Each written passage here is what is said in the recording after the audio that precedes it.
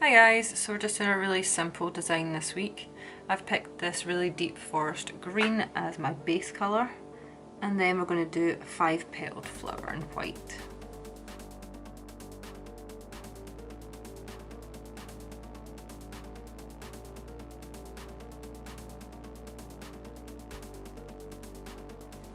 And as you will have guessed, the last thing we're going to do is apply a rhinestone to the centre of the flower.